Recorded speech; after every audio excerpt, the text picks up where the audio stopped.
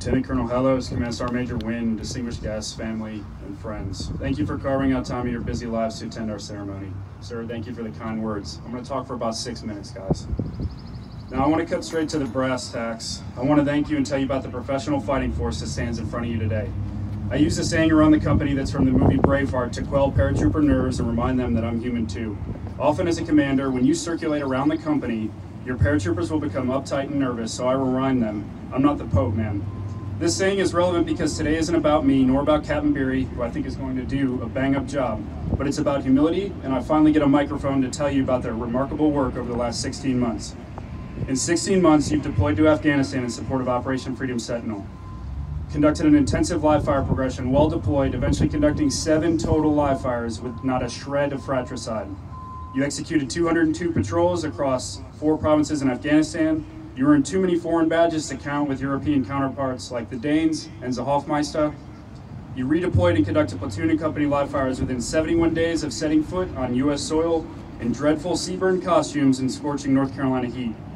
You executed a 2-week brigade-level FTX where you dominated and served as the de facto air assault company. You conducted 25-mile ruck marches at home and abroad without injuring yourself in what is truly a miserable event after about mile 18. You deployed to NTC and obliterated the enemy. You earned 2 Ranger tabs, 15 EIBs, 12 jump masters, passed too many promotion boards to count, and most of all, you've been reliable teammates to the rest of the battalion. I thank you, I appreciate you, and truly job well done, mates. Well, you've been performing, I've been watching. You shared and endured hardship without wavering. There is no better way to build a cohesive team. They can't be bought, they can't be replaced, and I commend you for your resilience and perseverance. I watched First Sergeant Littleton take paratroopers under his wing to work out in the mornings, after work, pushing them and never withholding a minute of his day to have a conversation and imbue them with values. First Sergeant Simon, you were the Joe Pesci of the infantry branch. I thank you. Our executive officers and supply team, Lieutenants Boyd, Davis, Rodino, Sergeant Matthews, and Private Romero, your fastidious attention to detail led to no property loss and 250 grand worth of equipment turned in. In the absence of orders, you found something and inventoried it.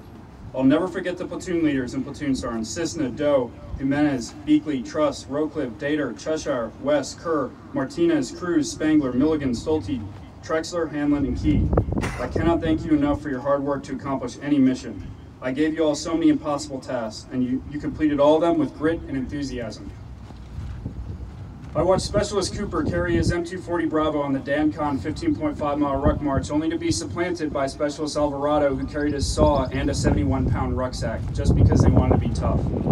Sergeant Pinkett stepped in as a squad leader to replace Sergeant Sergeant Kepner, who got a hernia from avoiding leg day, to lead one of the best live fire iterations I've seen to this day.